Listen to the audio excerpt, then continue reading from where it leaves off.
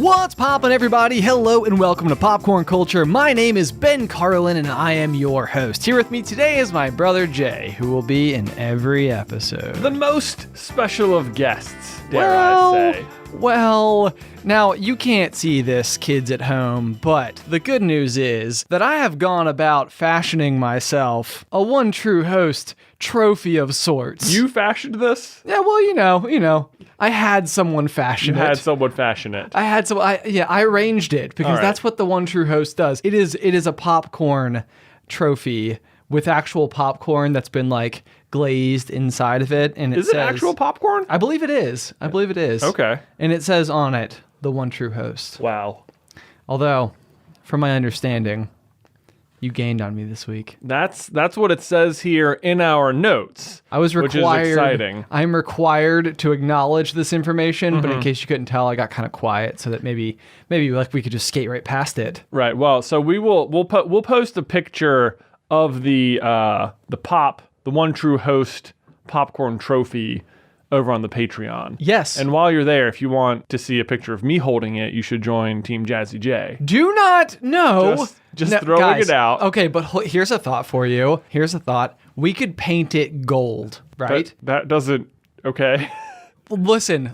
Yeah. If it's painted gold and it was my idea, then, I mean, like, it's solidifying my position as the one true host. I don't think your logic follows at all. Just because you painted it doesn't make it permanently yours. I think it does. I don't think it does. I think it does. I don't think it does. At what point in time do you own something? If not, once you have painted it gold. Wow, you could have used this advice for yourself last week when you were having trouble identifying your own feelings about things.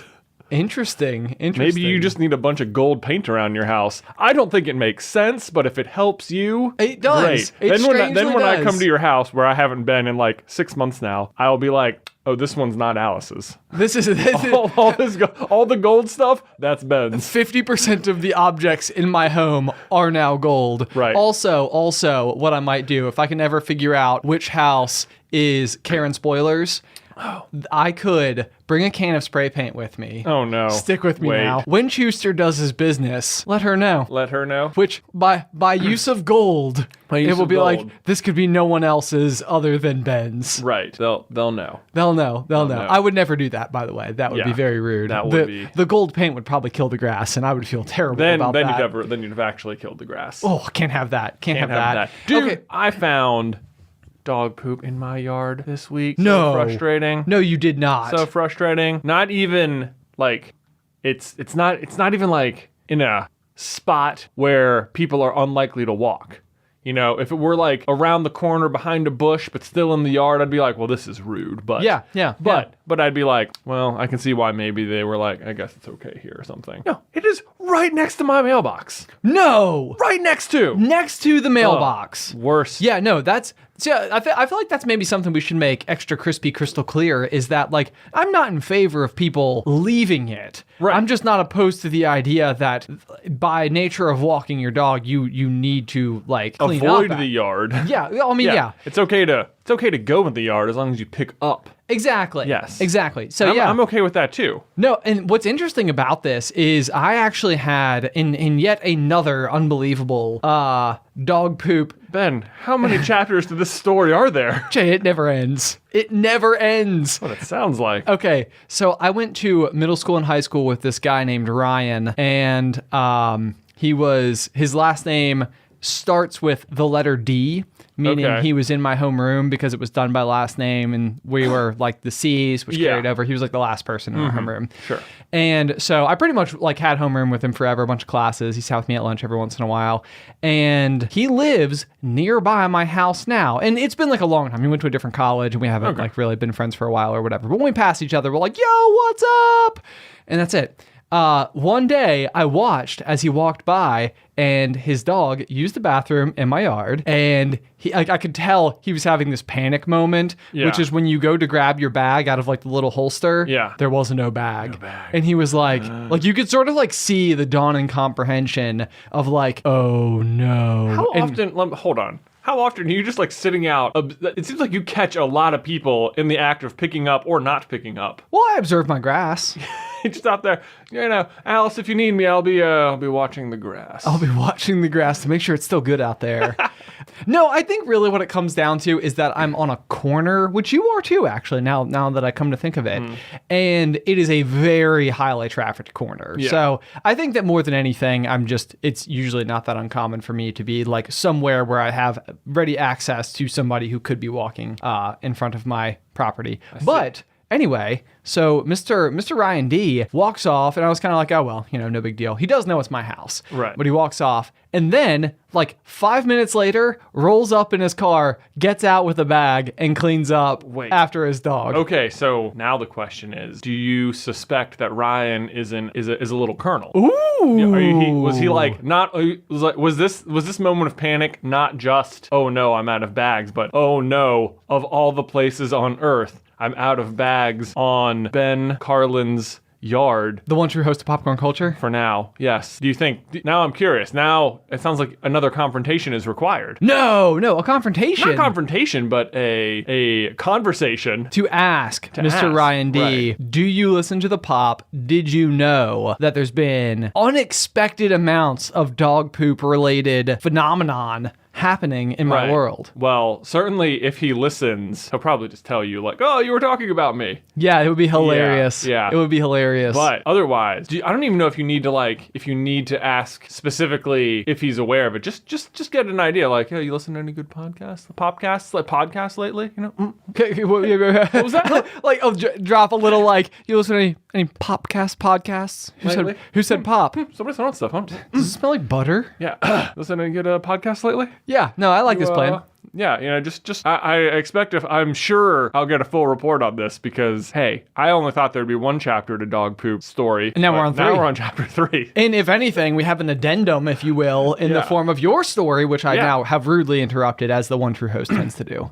Oh, I don't know if you rudely interrupted. There's not much follow-up. So what do you do? Like, is there? Oh, I got a shovel. You got a shovel? I mean, I already had a shovel. You didn't go purchase I wasn't a like, shovel. oh boy, time to go to the Lowe's. Gotta go pick me up a pooper scooper. Although I have a shovel, or I went and got my shovel, which is actually kind of funny because if you listen to after the final pop, we discussed how there's been a wild animal, a non-dog, doing its business in my backyard, which is fenced in, which is so annoying because you would think that in a fenced-in backyard, when you don't own a dog, at least one thing you could have peace of mind about is I can walk around barefoot out here. It's a generous perk. Generous perk, you gotta take a win where you can get one, and I like to actively enjoy this. I like to think about it and be like, there's no poop here. Great.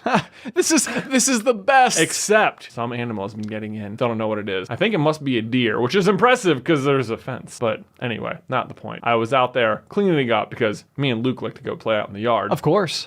Of course. And of course, he's fascinated by what I'm doing. He's like, scoop to poop? Scoop poop? So now anytime he sees it, he asks me to go do it and I have to go get the shovel in. Oh, wow. So now it's become a spectacle. Right, yes. It's like, he's like very interested. He's like, this is an interesting thing that's going down. This thing. Okay, all right. This Daddy to me, is doing something. This to me makes me feel like you have like the ability to like potentially get Luke interested in things by way of like just doing them in front of him. Yes, this is a thing I think new parents have to like adjust to. Like in your mind, you're used to being around people who choose their interests or who might be interested in things like based on their experiences and stuff. But for children, especially your children, just the act of you doing it is enough for them to like it. Yeah. So there have been, I'm trying to think of some other examples now. Goodness. But there's definitely things where because you're doing it, they're like, I want to do it. I want to do it. Yeah. No, absolutely. So you can. Like, one of the things I try and reinforce, though, is, like, picking up. So, like, cleaning up. Oh, sure. Like, if you're just out there and you're like, Luke, you gotta clean all this stuff up, which that sounds like way more aggressive than I would ever talk to Luke. I was going to say, yeah, I've never heard that tone of voice ever. Me neither. I was like, why am I saying it this way? This is weird. But if, you're, like, asking him to clean up, of course, he's going to be like, that's boring. But if I just start doing it and I'm like, oh, look at this. Let's clean up. This is fun. He'll be like, I pick up too, Oh, so like, yeah. You make it a game. Yeah, everything's a game. Everything is a game. It's nice when it's clean. But so it's like very funny then because then sometimes stuff like that can backfire where it'll be like he enjoyed picking stuff up with you. Right. So now he'll go dump something out and be like, pick it up? Oh, you know what I mean? I see. Yes. Yeah. Like, let's see how many things we can now place everywhere, so the job of cleaning up is way harder. Right, yes. It's like, well, picking up stuff with you was fun, Dad, so I would like to pick up more stuff. And the only way to do that is to make a mess. So You know what? I think that's the type of thing where you just you ride it forever until he just reaches the point where he's just an incredibly tidy kid. Well, that's the dream. You want to know, this is going to be one of those things, though, I feel like with my children eventually, is that they are going to be complete and utter slobs. No. I think so. I think Alice and I both are like, we're like a controlled kind of messy. Like we're not the type of people where you could not like just like pop into the house and we wouldn't have like a dish or a dish full of dirty sinks. you probably wouldn't have that. I definitely would not have a dish full of dirty sinks. You got so many sinks, man. It's like, this is way too many for one kitchen. We would not have dirty dishes in the sink or anything like that. Or, like I would say in general, the floor has been like recently vacuumed and things are typically put away, especially in like the primary like living spaces. Yeah. But I would say otherwise, I am like my car, for example, I have like a weird thing where like typically I actually very much enjoy washing my car. Yeah. Like it's just like a fun way for me to go and do like a like an activity where I'm mentally checked out. It's almost like showering. Like you have like shower thoughts. Right. It's exactly the same thing. Like I know exactly how to wash my car. There's nothing challenging about it. It's just like a process that takes 1 hour of my time. Yeah. And so I just sort of like sink into the background. On the other hand, though, the inside of my car, particularly the door jamb on the driver's side, is usually full of whatever like granola bar breakfasts I've had for the past like 2.5 months of my life. Yeah. Okay, interesting note then about our own father and how we might have been impacted in these exact ways by him. So you talk about washing your car. Like, I find that I have met many adults who the act of washing their car is just something they don't do. It's like not really a priority for them. It's not like something, it's like whatever, it'll rain. Right.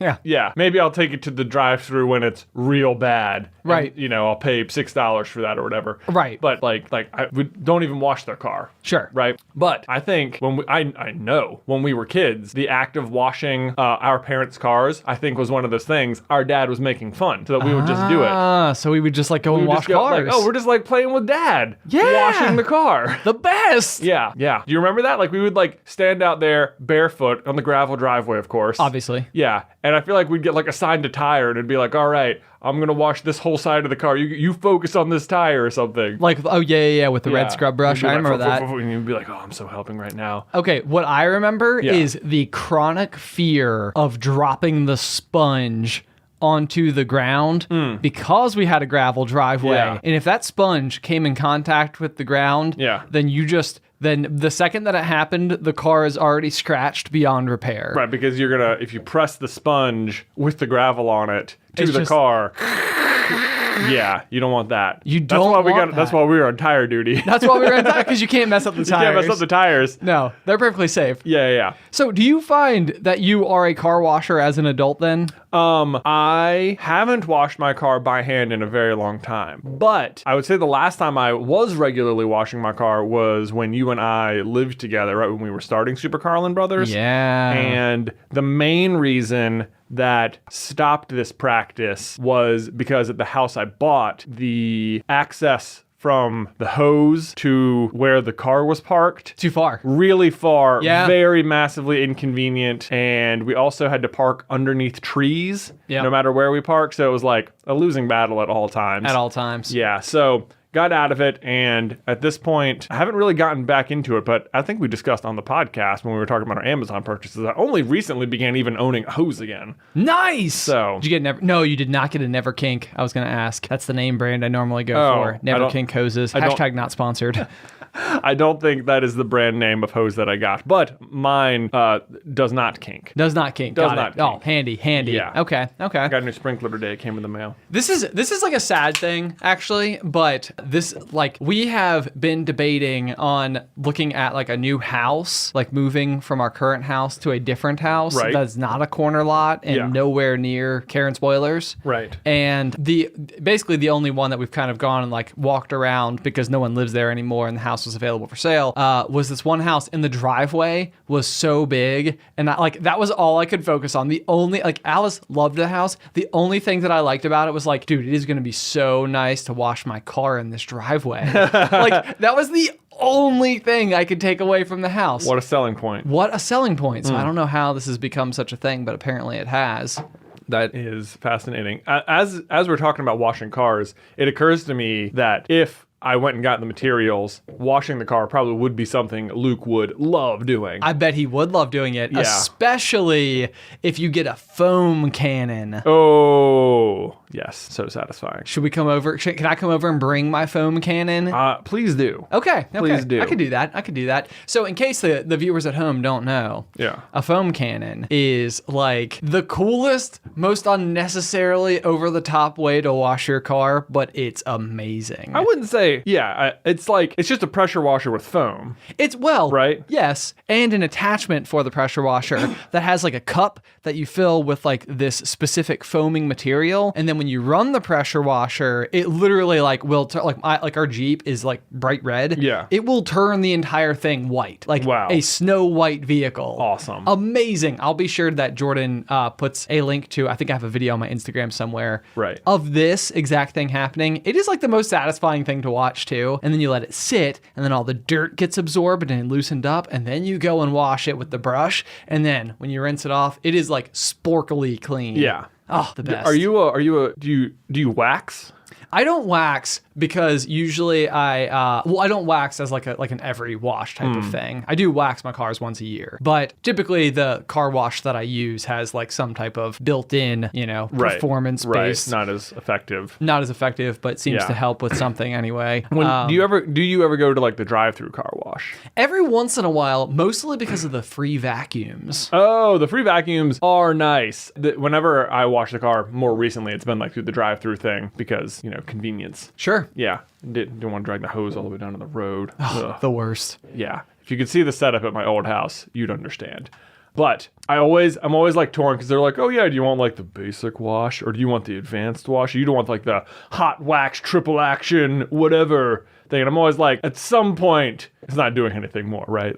How much of it, I'm doing the drive-through, no matter what, it's not going to be as effective as if you do it by hand.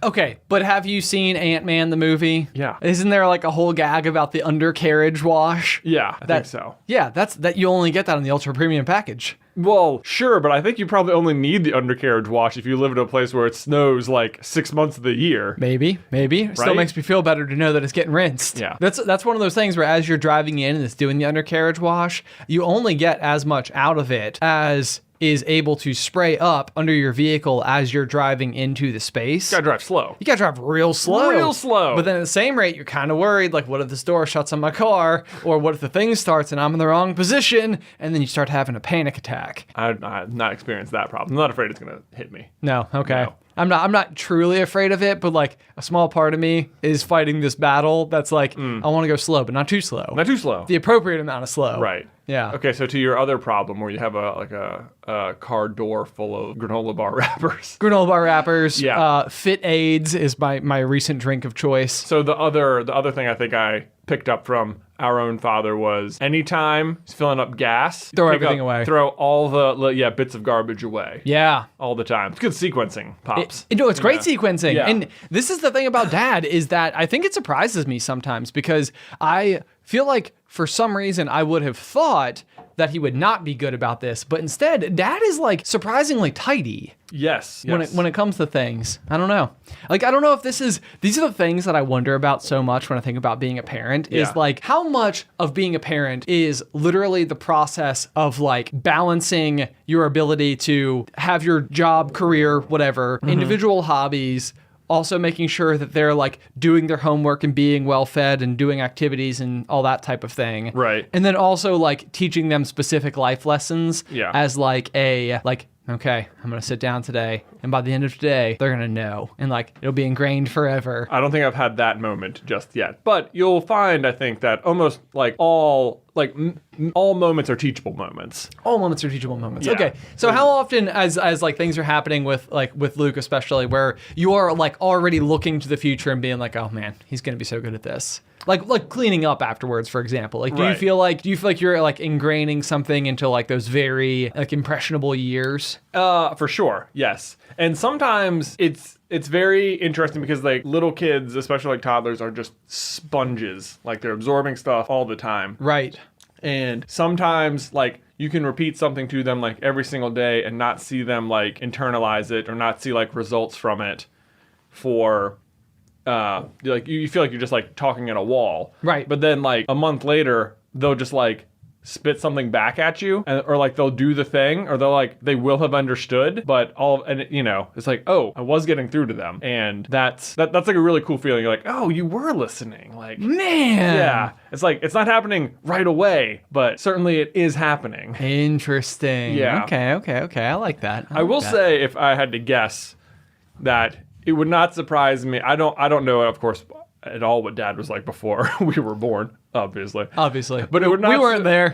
It would not surprise me at all if the tidiness is a result of having had kids. Oh, I see. So like it was almost a behavior that he picked up specifically because the process of having kids inherently means that things are just a mess. Things are inherently just a mess, Ben. Yeah. Yes, it is. The mess is never ending. And I would say it's not like I gotta clean up because it's a mess in here. I think when you're a parent, it becomes like there's so many things that are out of your control. Yeah. But you can absolutely at least control the mess. You can have domain over the mess. Nice. And I think that probably is something many parents are eventually start to go through, and they're like, well, God, I can't stop them from crying right now. I don't always know when I'm going to get to sleep. I don't always know when I'm going to get to eat a meal in silence or have a moment to myself, but I can at least make it clean in here. Yes. Yeah. Okay, so this I feel like this is interesting because it does make me wonder, like, I feel like I'm having all of these moments, like the older we get, the more I'm like watching you and our younger brother Tyler, like, you know, raise children and stuff. I'm trying so hard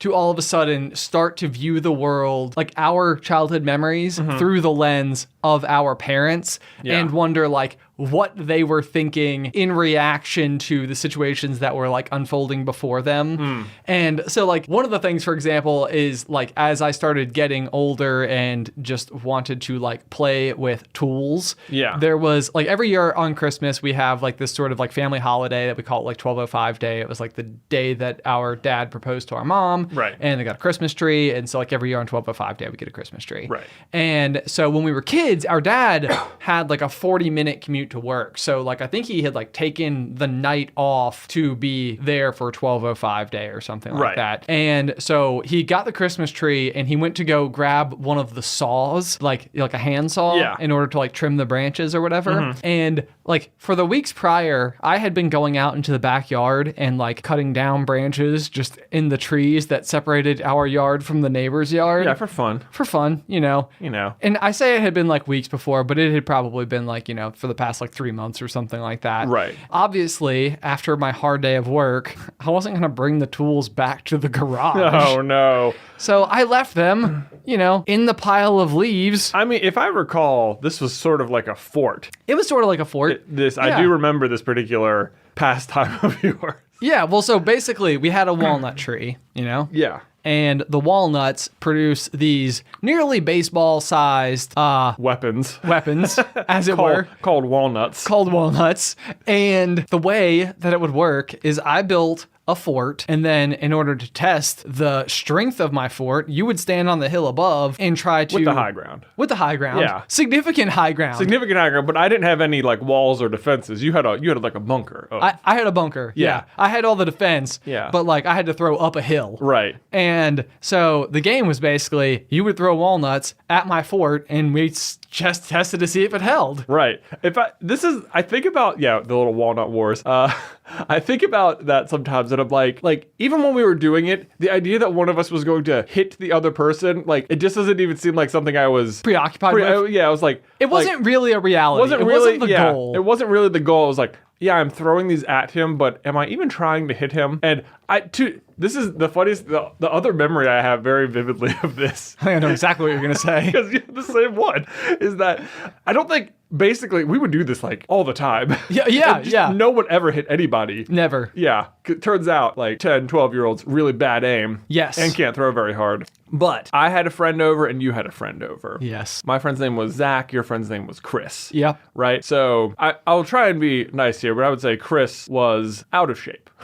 To be fair, I think he was definitely one of these kids that like grew into himself. Sure. Like I knew him once he grew, like, you know, from when he was like 4'5", Right. till he became like a 6 foot tall person or whatever. Yeah. And he was just like one of those people that like took time to like fill in. But you are correct. Okay. Yes. My friend though, Zach, was like the catcher for his little league team. Yeah. So the catcher has one very important throw they have to make, which is from the home plate to second base, so that guy doesn't steal first. So they can pretty much whip a baseball pretty good. And boy, oh boy, do I have just this memory of Zach landing a walnut like square belly button on Chris. Just as like reverberations. It made like all I can remember about this is like is basically the noise that it made, and it was so bad because it was this game that you and I had played, and it was sort of like we just said, like there was the agreed upon understanding, like neither of us was actually trying to hurt one another. Right. It was just like fun to throw stuff at each other.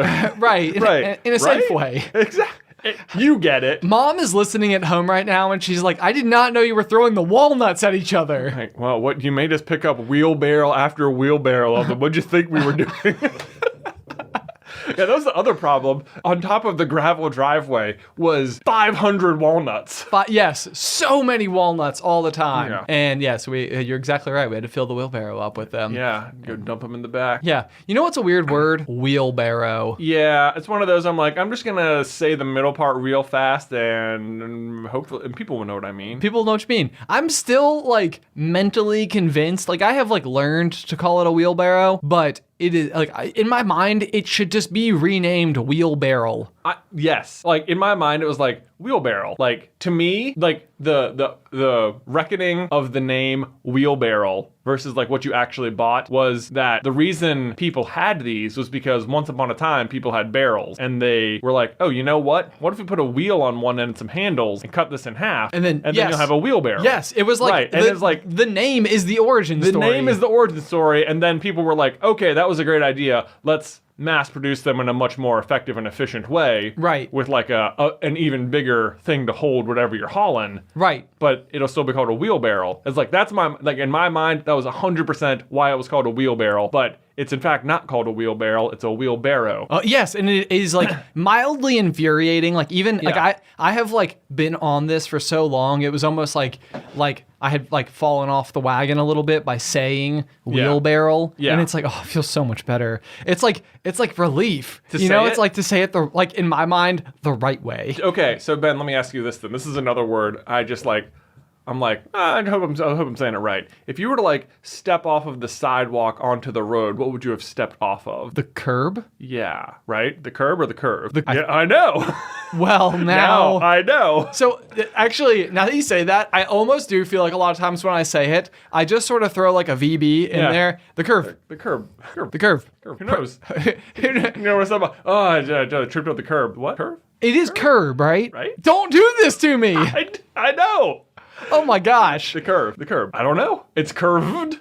It is curved. Good point. Good point. Yeah, I have no idea. Yeah. But wow, this is definitely. I know. Bump set spike. Everyone loves volleyball. Volleyball. That's one of those as a kid. Total gamble. Oh yeah. Volleyball? You play it with the ball. That makes maybe more sense than vol. Right. Where's this vol? What are right? It's a volley. I get it. Okay, we got there. Yeah.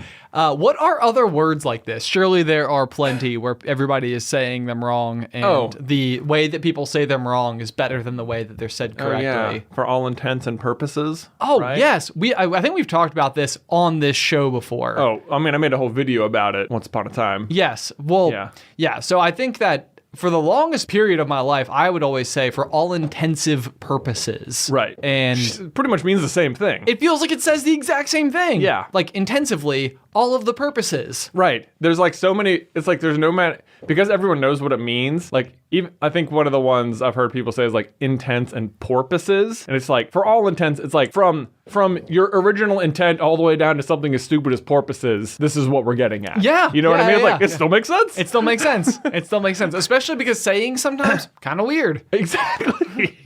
Like, what is it? Old wives' tales? Oh, don't even get me started on that one. Wise? Wives? Who knows? I feel like it should be wise. Wise tale. Oh my God, like these are old, like wise guy tales. Yeah. That's what I. You know what those elderly wise men say. Right. Right. Well, no, wait. I guess it's not that I think about it as a gendered thing in any way, shape, or form. It's like you know how you could say like, okay, wise guy. Sure, yeah. Like that's a saying as well. Right. So I think that's the way that I always thought it. Like it was almost like a like something that someone said that was compelling but isn't ultimately true. Right. Right? Isn't Yes. that like that? Yeah. That's like, the whole. Like an old wives' tale. It's like, that just sounds made up. Right. Okay, I know that we've talked about this before on the pop, so I'm curious how similar our conversations were from the first time that we discussed it. You're like, am I listening to episode 4? It's like this feels like the exact. You guys are on repeat. Maybe really what's happening is that we are just getting to the point where we're gonna have to just like start recycling our ideas. No like, chance. Do we have a limited number of ideas inside of our brain skull? Oh, I mean, I don't think so. Okay. We might have a limited number of stories to tell. We could have a limited number of stories. Do you remember when we used to go whip crab apples? I do. I think we've talked about that too. No, I don't think we have. No, we haven't? No. Okay. So, whipping crab apples. So, next to our walnut tree, the other spherical things that we had on the ground were crab apples. Yeah. Which are not tasty at all. No. Although, how they make lots of apple products? So basically, yeah, I think if I understand the way apples work correctly, is that if you plant the seeds of an apple, you will not produce a tree that bears Red delicious apples. Yeah, like if you plant the seeds of a red delicious apple, you will not get a tree that bears red delicious apples. You'll get a crab apple tree. You will get a crab apple tree. Probably. It's like a complete gamble, you know. Basically, every seed will produce an apple tree, but most of them are pretty terrible. Got it. And every now and then someone gets super lucky and you get like a marketable, sweet, crisp apple. And then what you do is you have to take a graft from the original tree and attach that to a different tree, and then it'll produce those apples. So all like red delicious apples are from the same original red delicious apple tree, which is really cool. It is cool. Anyway, though, we didn't have such a tree in our neighbor's backyard. We had just a regular old crab apple tree. Yes, and we had, I don't even know what these sticks were because I feel like I've not seen them in my adult life. There was many things about the house we grew up in that seem very unique and cool. Yeah. Like, but there was like a patch of boulders. There were a patch of boulders. Yeah. Do you remember the boulders? Normally, you got to pay extra for boulders. Dude, I kid you not. We walk around the neighborhood and there'll be people's yards that will just have giant old boulders, and I'll be like, oh my God, Bet, that is such a cool boulder. She'll be like, what are you talking about? I'm like, Bet, oh man, I wish we had boulders. I wish we had. Like, there's man, one. Can I get you a boulder for your birthday? I mean, I don't see why not. There's a place you'd put it? I'd find a spot. I'd find a spot. I'd find a spot. Like, Jake, go outside. Go and check it out. When we were house hunting, we drove past a house. You know how some places have like privacy fences or privacy trees or whatever? Yeah. This place was built next to what can only be described as a privacy boulder. And I mean, the kids were just playing on. They were having the time of their lives. I bet they were. I know. Like, man, every kid needs a boulder. Every kid. I'm saying it. I'm saying it. I've been saying it for years. Man, we should make t-shirts that say every kid needs a boulder. Every kid needs a Okay. What Anyway, was I talking about? So whipping the crab apples. I don't know what these sticks were. No, but like they could have been like used in the Hunger Games to make an actual bow and arrow. I feel. To me, when people are like, tell those old wives' tales of when their parents used to make them go pick a switch. Oh yeah. You know, like to be hit with or whatever. Yeah. It's like, if you don't pick a big enough one, I'll go pick one myself. Oh, that's like Terrible the origin stories. of the rule of thumb, is it not? Oh, I don't know that. I believe. Okay. Well, anyway, know. you continue, and I'm going to research, and I'll be listening out of one ear. Okay, that sounds terrible. Anyway, yeah, we had these, I don't know what plant it was, but it was like this really sturdy, long, flexible stick. And it was like on the other side of the yard from the crabapple tree, and you would take it and you'd put an apple on the end, and you could you just basically whip it forward, and it would launch the apples I don't even know. Far. Super far. Yeah. Like to the point where we had like this black trash can that was full of like, various balls, footballs, stuff Yeah. like that, a vortex, things like that. And we were not very strong, as, we pointed out earlier with our ability to throw walnuts at one another from, 15 feet away. Yeah.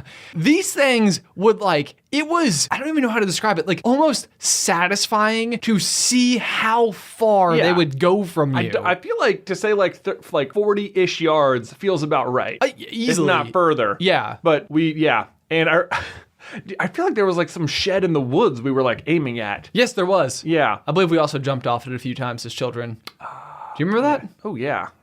Because, for sure. Because the dangers were well, I haven't broken my ankle yet, so... Isn't that such a game when you're a kid? Can I jump off this? It is a game. It is a game. I think that worries me. I know. I'm like, man, the amount of stuff I jumped off of and didn't get hurt, I can't believe it. I swear I mean, it'd be interesting to go back and look and see oh, this was only 4 feet off the ground or something. But it felt at least 8 feet off or something. It felt and high. You're just jumping off the roof to the ground. To the ground. I mean, it's grass, so it's softer than concrete, but still. I wouldn't want to jump 8 feet to the ground today. Yes. You want to know the other thing that we love to do in this same proximity of our world? Yeah. We had a creek. Yeah. I feel like for some reason we were obsessed with the idea of creating a dam with rocks inside the creek. Do you remember doing this? I don't remember creating a dam in the creek, no. No, maybe it was just Maybe me. it was a you thing. Oh my gosh. Well, eventually, the neighbor guy whose land the creek was technically on came over to me and very aggressively asked me to stop building dams in the creek. Oh. Because I had done it so many times. Every time I came back, it was completely gone. And I was like, what is happening to my rocks? Someone was going down and being like, oh no.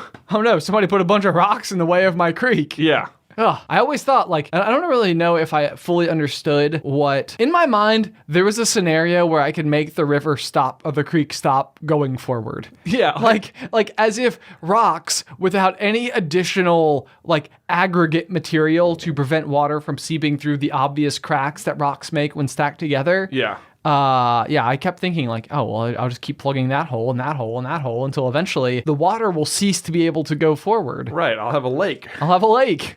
I don't think I understand how dams are built, because to me it seems like the river would just keep going around it. It does feel that way, doesn't it? How doesn't that? I don't know why it works. Yeah. People are like, electricity, Jay, and I'm like, yeah, but how?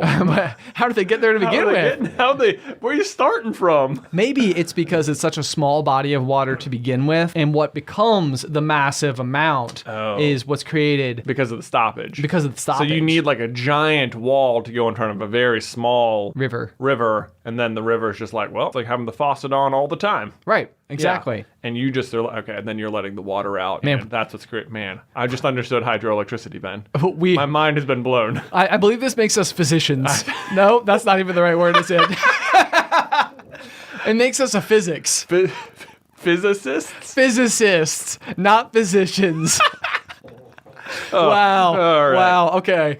Here we go. Mom, if you are listening, I am sorry. Okay, can I turn the conversation to something else entirely? By all means. Okay, so I've had this thought lately, and I don't know why, but I'm semi-determined to try it, and it's to use only one cup for an entire year. Use only one cup? Just one cup. Okay. What do you mean? Okay, so walk me through it. So what, would you get rid of the rest of your cups? Sort of, in a way. So I feel like it's a rather minimalist idea, but it actually feels like something that would be reasonably easy to execute, barring your level of what is the word for people who are good with wine? A sommelier?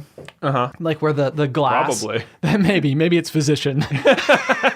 I'm a wine doctor. I'm a doctor of wines.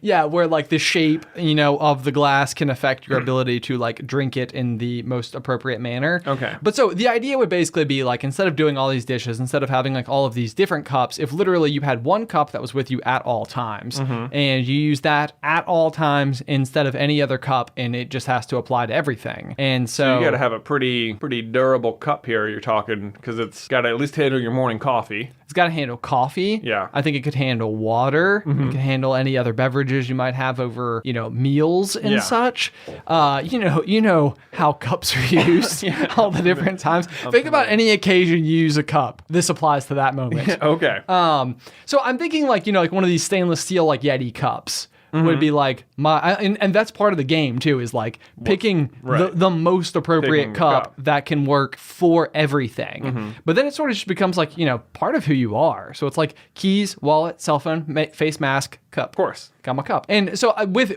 the other exception being that like, I feel it would be okay to go to a restaurant and like not go through the inconvenience of asking the person to put their drink into your cup. Oh, yeah. Don't worry about that. There are circumstances, and I would still drink from, cans as well. Okay. Like, you wouldn't pour a can into...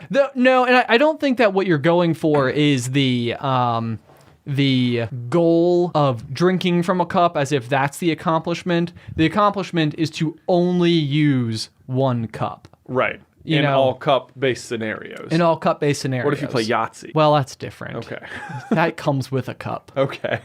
So I think Yahtzee's perfectly fine. Okay. But that was a really good example to bring up. Yeah, Thank you. I hadn't considered Yahtzee yet. Think about it. You get one of those metal cups you play in Yahtzee, it's going to be loud. Right. So no, what I'm trying to do though is simplify my world. Yeah. Like make the variables less and make my relationship with this cup significant. Okay. Well, so how far down the cup hole have you gotten? How far down? Is a cup a hole, Ben? Don't even get people started. Ben, is a cup a hole? It feels like a hole you can carry around? It's a mobile hole. I think a cup is a hole. I think a cup is a hole. Okay. If you were golfing and you're putting, you're aiming for the cup. Yeah. It's just a hole in the ground. There's a hole in the ground. Yeah. But if you picked that cup up, it's a cup. And it's a hole. And it's a hole. Yeah. Cup is whole. Cup is whole. Okay. Cup is whole. You heard it here first, folks. If you really want to get frustrated, you can ask whether or not a straw has one hole, two holes, or no holes. Oh, Ben. So hard. It has two holes. I think literal steam coming out of your ears. God. The number of times this comes up in our Discord server, anytime it does, it's like, you're better off just running. You are just, yeah, absolutely. It's like, I don't know what I argued last time. Right now, I'm pretty sure it has two holes. Right. There's always the argument that if you cut a straw in half, though, how many holes are there? Right. But if you cover up one, if you squeezed one end, you'd be left with one hole. So if you let go, you'd have two holes, right? When does a hole end, though? Oh my gosh. Does a hole have to have a bottom? Because that's the other thing, is that if a straw has no bottom, is it not just no holes? You're right. If a cup is a hole, then a cup has a bottom. So that's like a movable hole. Yes. But a straw has no bottom. A straw has no bottom. So maybe it has no holes. Maybe I'm on team no holes. Team no holes? Team no holes. All right, I'm with you on that. Okay. Okay. Guys, let us know, maybe in the Reddit, how many holes does a straw have? Oh gosh. And is a cup a hole? Okay, anyway, getting back to your single hole. Yes. Yeah. My your portable hole. My single hole for an entire year. Yeah. So it's it would just be an interesting thing where if you always had your cup with you, or even just in between uses. So if you had dinner and you had I don't know, a ginger ale with dinner or something like that. And then you were okay, should we have a glass of wine this tonight or something? It's you would literally use your same cup for the glass of wine. Right. You wouldn't use a wine glass. And so the objective would basically be can you survive, if you live by yourself, only you, or you and your significant other or whatever, if each member of the family effectively has one cup. Yeah. And that way there are as many cups in your cabinet as there are people who live in the home. And then you have guest cups, in the event extra. You can't share your cup, right? But that's gross. So I think you would have a few extra, but they would almost be in the cabinet somewhere else, not in the main primary location where you store your two cups. Obviously, you're gonna have lots of extra cabinet space. Obviously, once you clear out all these other cups. Exactly, and I feel probably you would almost never even put your cups away because they would either always be in the dish drying rack. Right. From being cleaned from their most recent use, or they would just be in use. Because I would say that I'm pretty much drinking a beverage throughout the entire day. My guess is that the biggest challenge is going to be anytime you have left a 90% complete beverage somewhere because you left to go do something, and then you've come back inside and you're man, I'm thirsty, and you're man, I gotta clean this dried coffee out of the bottom of my hole, and then I can have my water. But that's the thing, is that chances are it wouldn't be as bad as a cup of coffee that was left for way too long to the point where it's like Yeah. caramelized to the bottom, because you'd be using your cup so frequently that it would just always be in pretty much ready use. Did you arrive at this idea by yourself, or were you inspired by another solo cup? Oh, Hey, that's where it comes from, I bet. ironically sold in packs of a bazillion. A bazillion, yes. No, I came up with this on my own, and I just felt like I was trying to think if there were like ways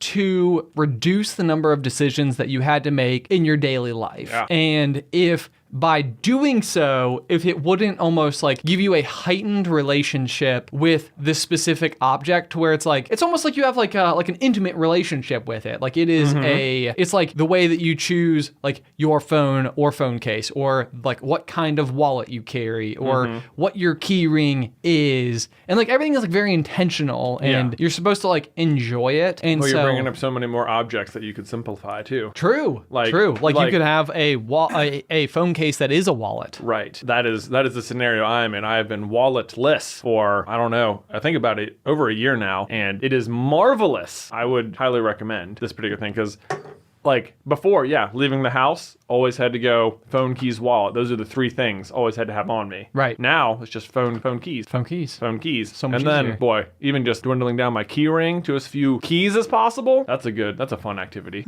No, it is. It's a super fun activity. Or like, have you seen, there are like key rings that are like almost like pocket knives in nature, where they like fold? See, No, you're not a fan? Not a fan. That's because that's then the convenience of just a regular key ring is that you can pull the one you need immediately. Sure. Whereas if you have like a pocket knife of key rings, you got to like fiddle out. Finagle out the key every time, which I is its see. own problem. And it requires all your keys to roughly be the same size. All of your keys to be roughly the same size. Yeah. Okay.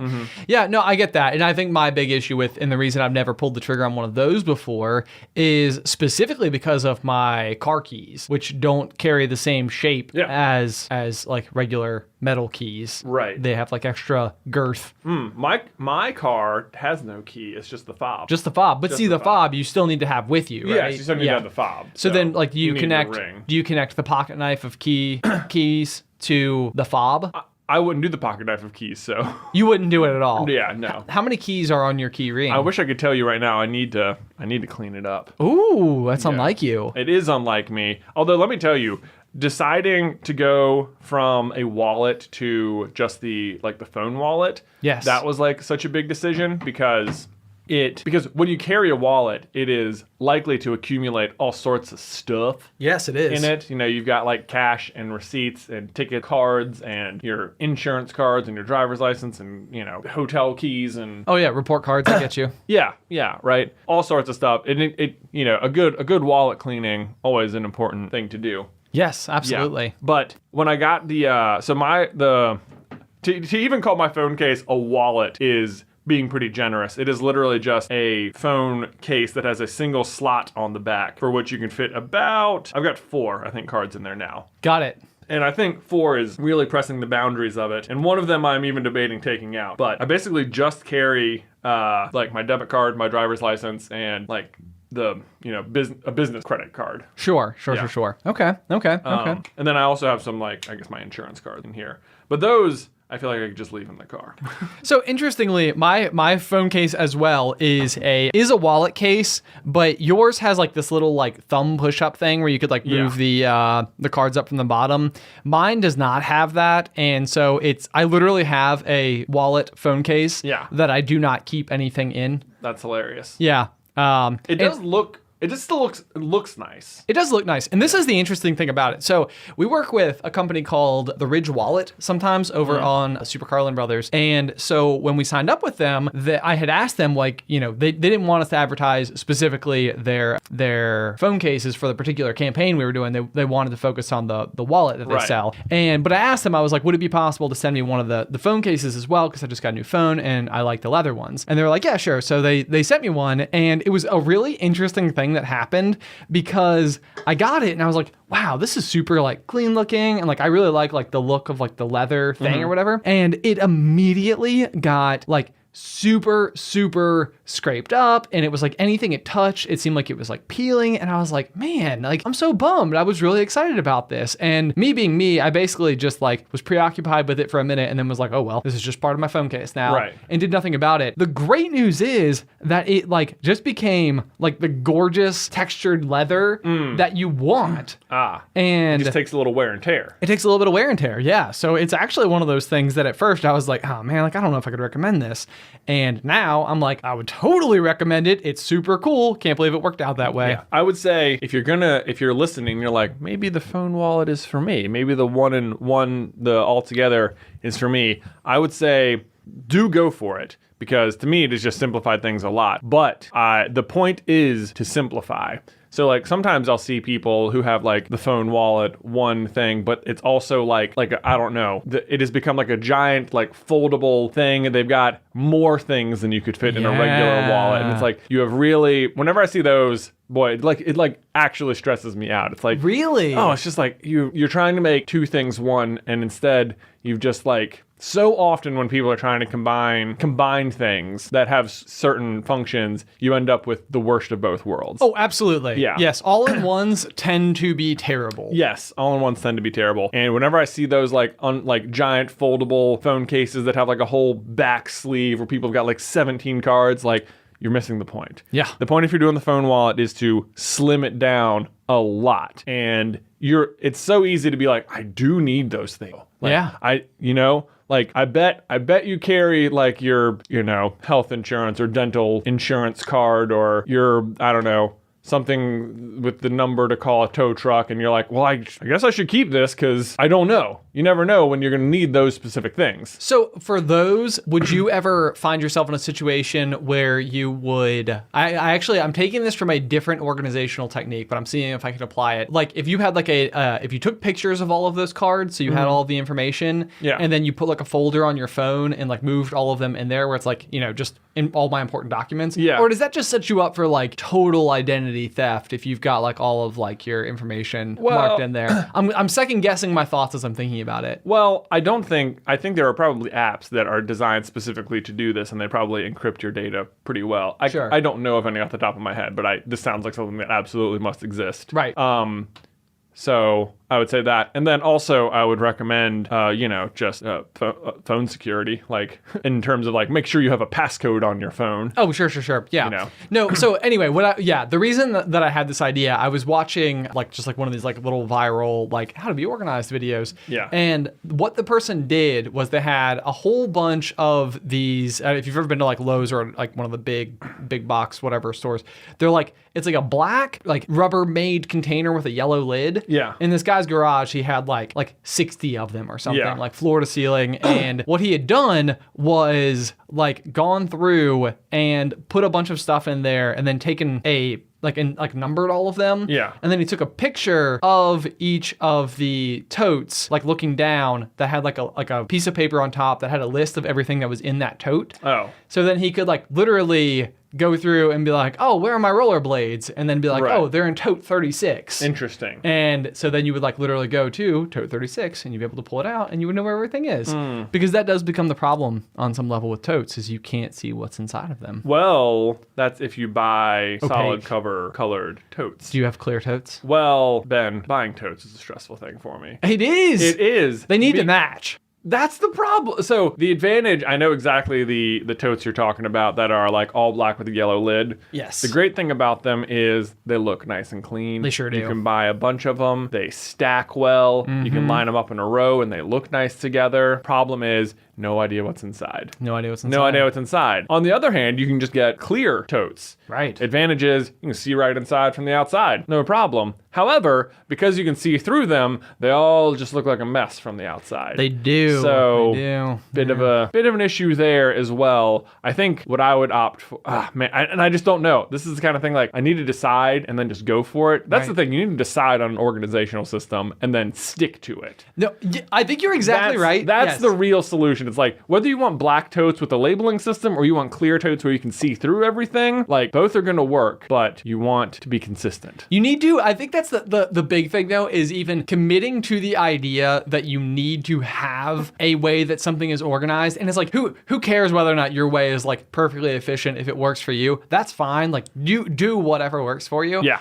But I have found, like, with my basement historically, just in any house I've lived in, or even while I was in college, you know, like, it's just a place where I would go and, like, set things. Yeah. And in the beginning, it's like well-intentioned, and like you can usually stack things pretty nicely, and like everything is still like relatively new in a box from moving, Right. or, you know, still just in a box from when you purchased it, and everything like looks okay. But then as time goes on, it's like, oh, I need like the Christmas tree stand. It's like a collecting ground. Yes, and then you go and like pull the Christmas tree stand out of your perfectly put together stack, which then means that the thing on top of it, which is probably a basket, then falls kind of like sideways, and then a little like it's a little wee-wong all of a sudden. Yeah. And then you've got this issue where everything is kind of like a very precarious stack. Yeah. Even though it was formerly a Jenga tower that had been untouched. Yeah. And now it's just a disaster. Right. And so, yeah, no, I think that there is something to be said for like easy access to all of your things and knowing where they are, and Yeah. like and attempting. And this is my it's like I get so overwhelmed by it though. It is, and this is why, like, so I don't know if you've watched Tidying Up with Marie Kondo. I have not. You have not, yeah. Great. I'm a big fan. Yeah. Big fan. This is the kind of thing where it's like there are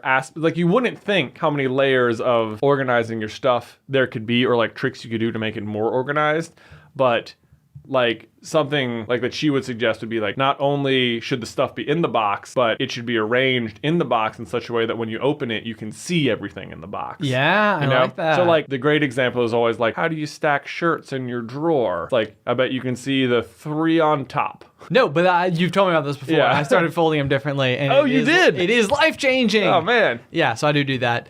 Okay. Okay, so now let me circle back then. Would you use 1 cup for an entire year?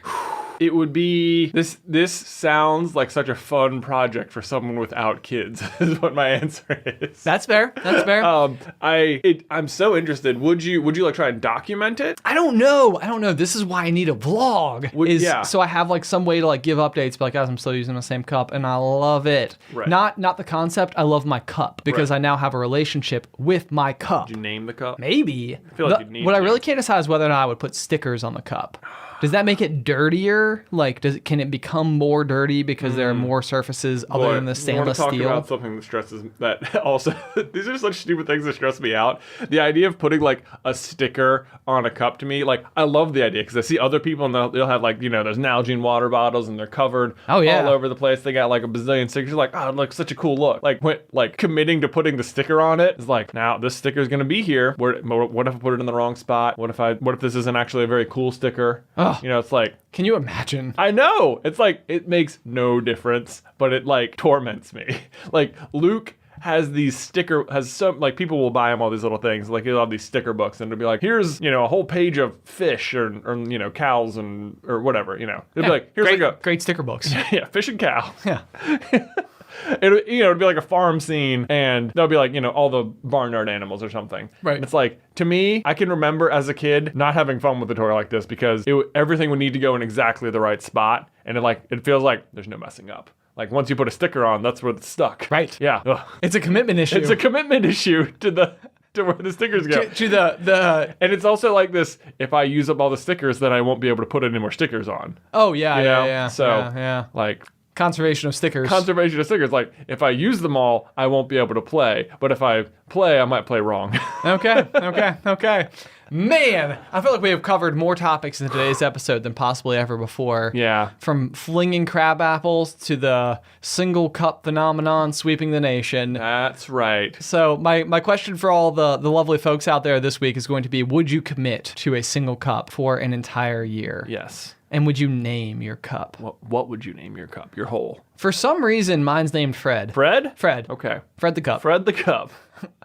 It's All right. It's like, since you asked me that, it's the only name that's been inside of my head is Fred. It feels right. It does feel right. Yeah. It doesn't. Oh man, it's like, where's Fred? Oh, what but as if- if I would ever lose Fred. I know. But then you'd, you know, would the cup like live at the house? Or No, would you like bring it with you? I would bring it with me. Yeah. So then scenario, I can imagine the kind of problems where you're like, I left it at work. No, Now- but you don't leave it at work. Right, because like- you have such a relationship. Because it's Fred. You don't leave Fred at work. Right, okay. And that's the game plan. Yeah, it's like, and that's like what it comes down to. It's like it becomes something And like, I don't leave my phone at work. Yeah. You know? Oh, you're right. Yeah. And so like, that's what it comes down to is like, you have to respect Fred the Cup. Right. Like, you're going to be aware of Fred all the time because no Fred equals thirsty Ben. Equals thirsty Ben. Otherwise, driving back to work, Ben, because I only got the one cup. I only got that one cup. Yeah. See, this is why it's dangerous to even have guest cups then. Because you'd be like, not guest cup tonight. I'll just get Fred tomorrow. And then you're going to be like, what would Fred think? I'm cheating on him right now. I know. But it's like anything. It's like the more you get committed to an idea and the longer like the run you've had, for one, the more it becomes a pattern of your behavior. And two, the more you feel like committed to like the integrity of the idea. This feels like such a it's such a fun idea and I super hope you try it. But like the act of committing feels like you must get rid of all of your other cups. Well, and I know, and You know? I'm not trying to be like, antagonistic towards other cups by any stretch. No, I understand that, but like it seems to me like if you're just like, well, I'm gonna try the one cup thing, but I'm gonna put the rest of my cups in a box in the basement in case it doesn't work out. Feels like you're just asking for it to not work out. Oh. You know what I mean? Like you're like, well, there's It's an like- out. There's still an out. There's still an out. You know, it's like, I don't know if you watch the show Married at First Sight, where they're like, oh, you're married, where the premise of the show is... You get married at first sight. Yeah, you get married at first sight. Yeah. And it's like, oh, let's follow these couples for 8 weeks and see how their marriages go. But it's like, at the end of 8 weeks, they have to make another decision, which is, do you want to stay together? Which to me, that's part of what causes so much of the drama, is because it's like, they know they're still an out. Like, they still have, like, that card. Right. It's not like if it's a straight up arranged marriage where it's like, this is it. It's like your motivation to make it work way higher. The fact that there is an out is like, oh, that does undercut it. It does, yeah. I'm only like 4 episodes into the only season I've ever watched, and I did not realize that they could leave at the end of Yeah. it because they make such a big deal. Like, this is a binding lifetime. This is for the rest of my life. And you're like, wow. Yeah. But maybe that's part of the show. Right, yeah. Interesting. Okay. Right. Well, so I get what you're saying. Don't leave divorce on the table, Ben. No. Yeah. So You and Fred. Me and Fred forever. Yeah. Or for 1 year. or for 1 year. Yeah. Yeah. There's an out at the end of 1 year. That's right. But yeah, no, I would have such a lovely relationship with Fred. He'd be like my, like my cup. Be your cup. Your hole. Everyone needs a cup. One. Just one. Man. Anyway. So many things to consider. Guys, thank you so much for tuning into this week's episode of Popcorn Culture. I want to give a special thank you to the following patrons who support us over on Patreon. That would be Jess Ackroyd, Jonathan Ansley, Amanda E. Hicks, Graciela, Leahy, Mike McAuliffe, Grayson Lounsbury, Dylan Campbell, and Natalie Villarreal. Which we actually, our trainer's last name is Villarreal. Yeah. But I have had conversations with him before, talking specifically on Natalie Villarreal right now. Yeah. I have no idea whether or not it is the like Spanish pronunciation. I'm probably butchering it anyway because I'm not very good at Spanish, but I believe that is how it's pronounced. So I feel like I had more trouble with Lounsbury from Grayson there. Well, Lounsbury? I mean, our trainer is from, I guess, Mexico. Yes. Right? So I don't know. It's I don't know still if it's supposed to- Spanish. It's still the Spanish language, but I'm not sure it would be like this, like the pronunciation from Spain. Oh, no, sure. Well, Yeah. I mean, and I've talked to him about that before, and he has specifically told me that it has been adopted into Villarreal Okay. as like sort of the progression of the difficulty of maybe people's ability to pronounce. It has been like just normalized for Yes. people who can't pronounce Villarreal. Kind of like how our last name, I believe, originally was like Carolyn. Carolyn. Like I it's think so. like much more Irish. Yeah. And now I think there was an O in there, Maybe. but now it's just Carlin. Yeah. I always think our last name's kind of weird because it's like, it's such a normal sounding last name, and yet I feel like we meet very few people with that last name. Yeah. It's like as normal as Smith, but not as common as Smith. Certainly not. We're very unique, I guess, except for all those other Carlins out there. Except for all those other Carlins. Shout out to all of you guys. What's up? Once upon a time, this is just a fun fact before we finally close out today's episode, which we're getting dangerously close to doing. Someone named Ben Carlin added me on Facebook. Yeah. And I thought it was just the coolest thing ever. Yeah, I'm It's like, friends with the Jonathan Carlin on Facebook. are you really? I am. It's like, dude, we have the same name. What? We've probably had the exact same life. Yeah. How's Fred? Anyway, guys, have a fantastic week. We will talk to you next time. Pop, pop!